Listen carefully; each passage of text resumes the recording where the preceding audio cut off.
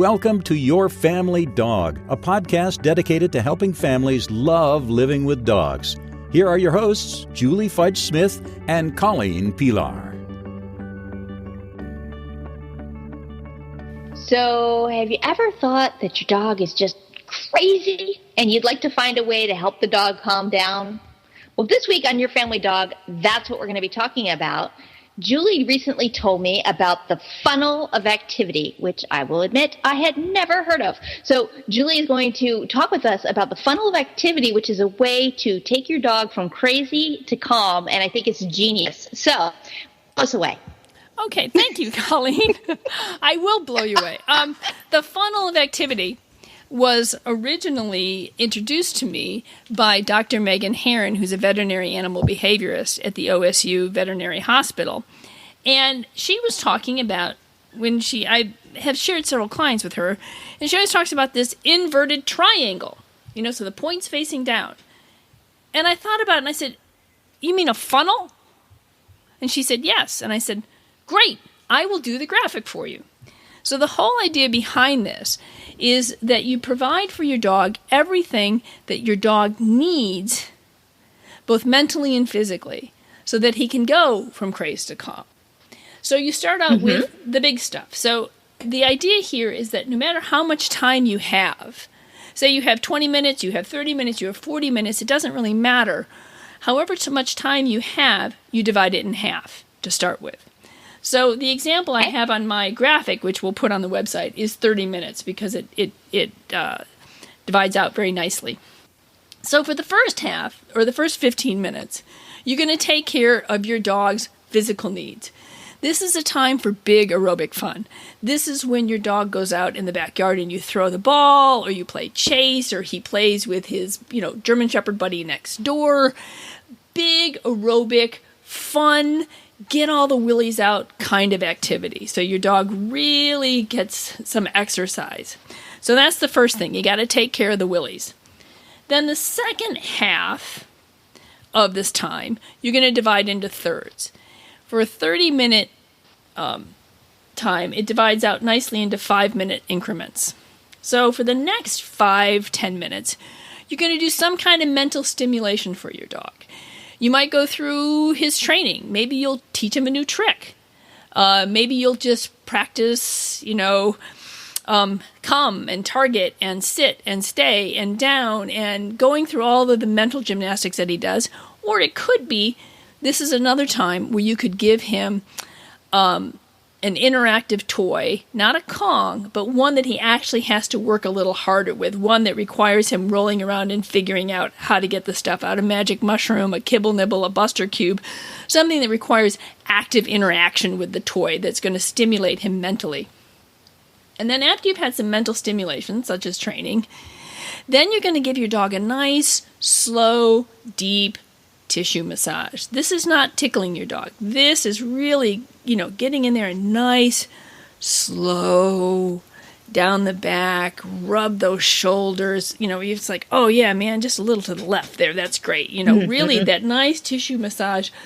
So your dog kind of goes, oh, and just kind of settles down. And then when he's all relaxed, you give him a nice, tasty stuffed Kong. So now I've got something that is going to fill me up, but is going to keep me nice and calm. And then your dog should just sort of slip right into being nice and relaxed. Now, the interesting thing about this was the first time I heard Megan describe this, I'm like, that's what I used to do when I pet sat. And I didn't even realize that I was doing it. So I think it's actually a fairly common thing for professionals to do. Because if you take us to when I was pet sitting, I'd meet the dogs and I'd be, oh man, she's here, this is great. So we'd go out and we'd play hard in the yard and we'd get all the willies out, and then we'd come in and we'd do a few things, and then I would pet them and stroke them and talk to them, and then I would give them a nice tasty Kong and I'd leave. And so I think that it's something that actually we tend to do. So it's not, it was It's what we do with kids too, in a way, isn't it? I mean, it's a lot of what we do with children where we're like, we're going to get all the energy out, and then we're going to use your brain, and then we're going to just bring it down and make you feel happy and comfortable and relaxed. And right. It's an interesting... It's kind of like what recess is for. You know? And well, my sister, who's an occupational therapist, and she's got a PhD in biocultural anthropology, and she is an expert in pediatric development. And I showed this to her, and she's like, holy cow. I said, yeah, I thought so. She uses an adapted form of this in her therapy sessions. Did she use it with the pictures of the dogs on it? I don't Did you redraw it with children for her, or did she use this adorable one with these dark cartoons on it? I don't know the answer to that question. I'm pretty much assuming that she doesn't probably use the one with dogs. And I didn't do one for her with kids, but I probably should. But for her birthday. For her birthday, which is coming up in August. So now I know what I'm going to get her. Well, there you go. Now you have an idea and a gift. That's right. You're welcome. Oh, thank you. Yes. I think this is a really genius idea. So let me just recap it. Okay. So I have a block of time, and whatever the block of time is, I'm going to divide it in half. And the first half is going to be, let's get the willies out half. Like, we're going to have active fun. So if I have an hour, I'm doing half an hour of active. If I have 10 minutes, I'm doing 5 minutes of active. So then the remaining half, the other half of my time, I'm dividing into thirds. Yes. And those thirds are using the brain, some sort of mental, like, think about this kind of puzzle. And then a slow, deep massage, which the slow part, I think, is really important for people to know.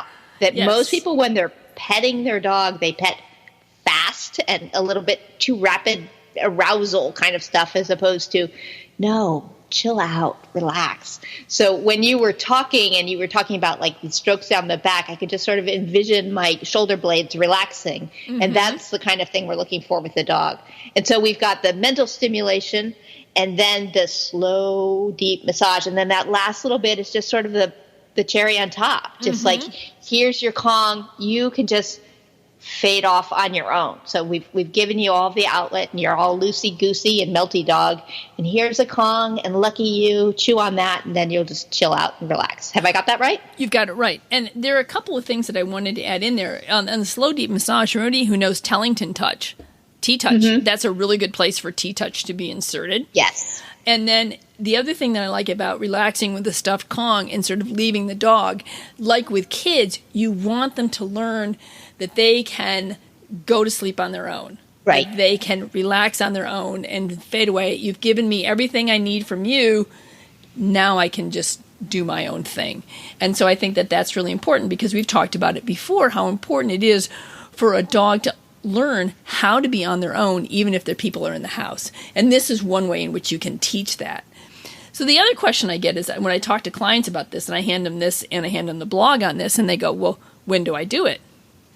And can I do it more than once? Now? Yes. Now's good. Yeah. I'm like, anytime you need to take your dog from craze to calm is a good time to do it. And yes, this is not like a prescription where you can only do it once every 12 hours, right? You can do this as often as you need to take your dog from craze to calm. But one of the times I usually suggest that they think about doing it is when they know guests are coming over. So that if you know your guests are going to be there, time. Yes, at 7, at 6 o'clock, we're starting the funnel of activity.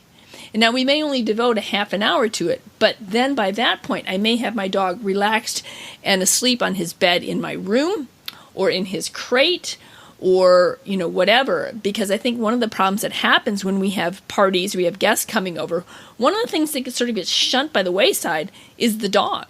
And the dog does not get the activity. I know that I may have to true confessions here. I know I've done it where I've been so busy trying to get everything ready for the event that I have not taken care of my dog. And then she goes, or he, well, she actually hasn't been ballistic, but I've had other dogs just like, wow, people, yay.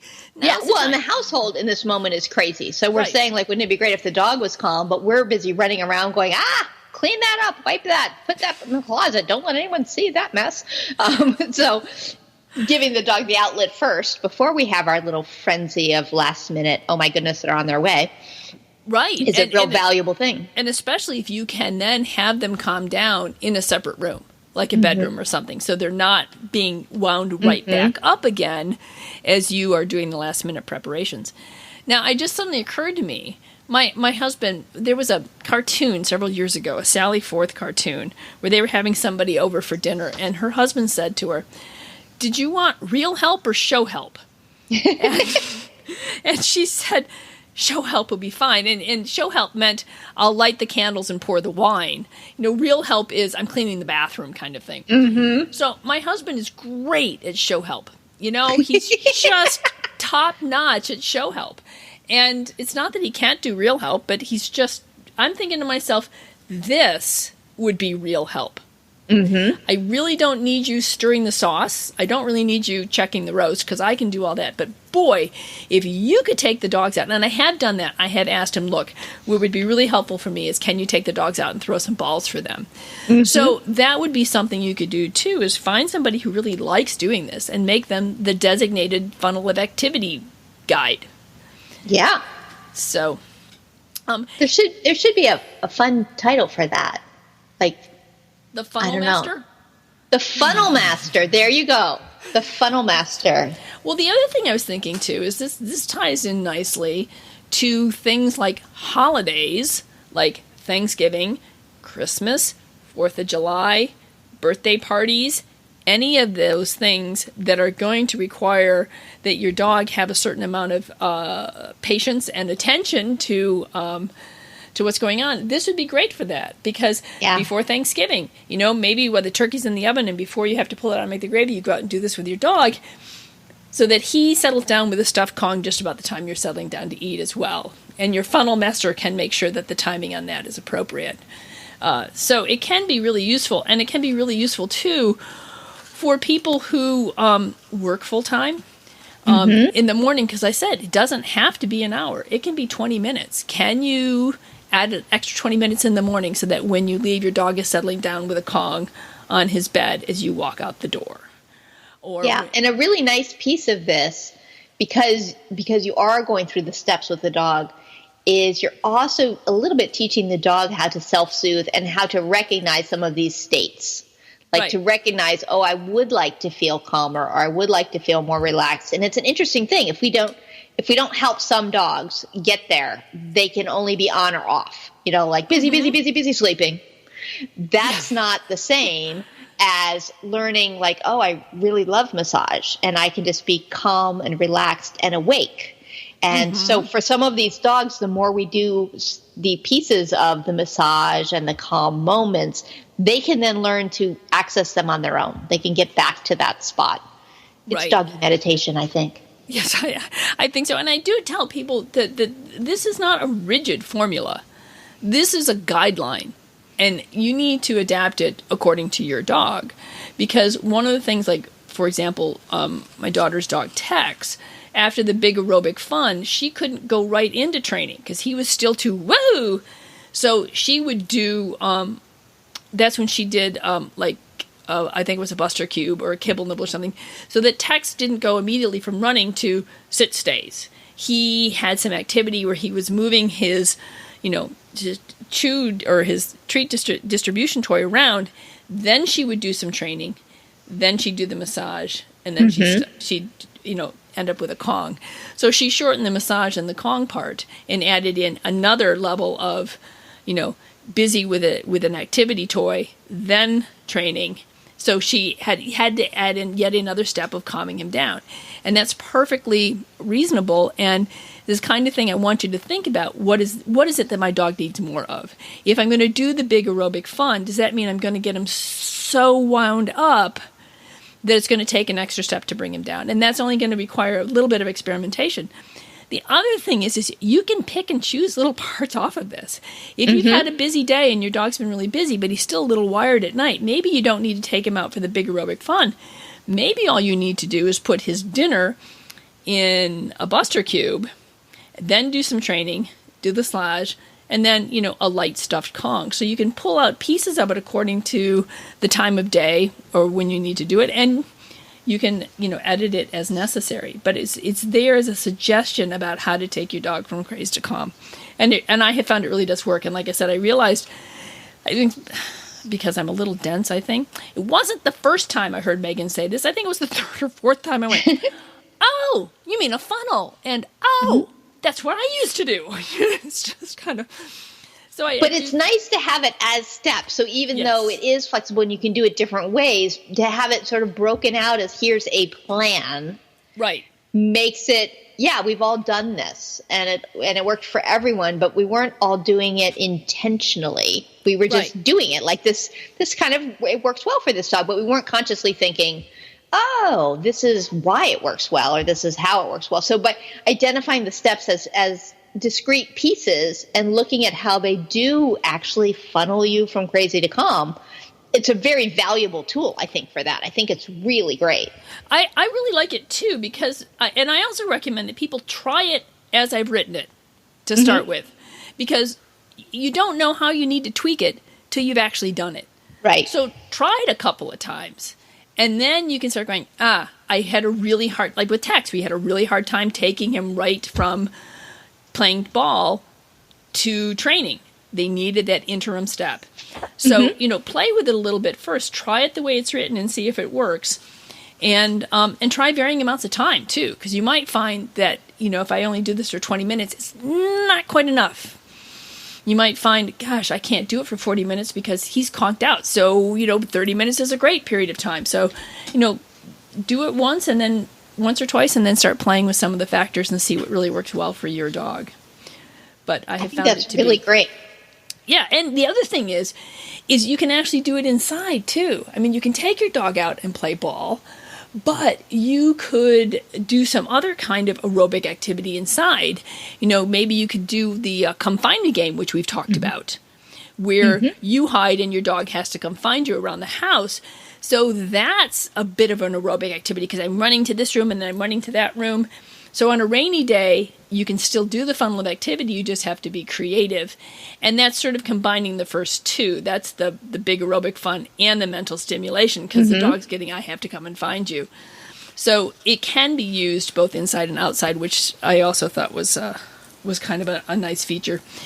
You just need to be a little creative and know what your dog likes and doesn't like. So yeah, I think it's terrific. So we'll put links in for your blog post about it with the details, and the image for this episode will be the actual funnel of activity that you've drawn for this, which I think is a really helpful tool. I think it's terrific. And I think we should also put it as a downloadable PDF, absolutely. So people can download that. And that as a tool is great. So starting with it as it's written and then starting to play with the variables to figure out what's right with your dog, right for your dog, is terrific. So I love your funnel of activity. I'm looking forward to becoming a funnel master. Well, good. And you are more than welcome to make as many copies as you need and pass it out to your clients as well. It's Super. Absolutely there. It's got my copyright on it. That's the only thing I ask is that if you pass it out, you leave the copyright on it. So, and that's Julie Fudge Smith at apositiveconnection.com. So if anyone needs to hunt down Julie's information, you can always get it through our website, yourfamilydogpodcast.com. But directly reaching Julie, you can reach her at apositiveconnection.com. Right. So thanks for sharing this with us. I think it's really great. Well, I'm glad you like it. It was a fun one to do, and the drawings are really fun. In fact, some of these drawings are actual cards that I have, and we just sort of did some new ones and then added some other ones in. And I have a great graphic artist who takes my little sketches on the backs of envelopes and actually makes them look like real drawings. So that's always fun too. To make me look like an actual artist when really I'm just a fake. Just a fake. I am just a fake. So just imagine these in her head, and somehow they wound up on paper. They did. How did that happen? I don't know. I really don't. I don't know how this happens. I just love drawing little dogs, and so I do. Anyway, I think that wraps that up, and we will see you next week, Colleen. Yep. See you then. All right. Bye. Bye. Thanks for listening to Your Family Dog. Got questions? Interesting ideas? Colleen and Julie would love to hear them. Call 614-349-1661 or visit www.yourfamilydogpodcast.com to share your thoughts.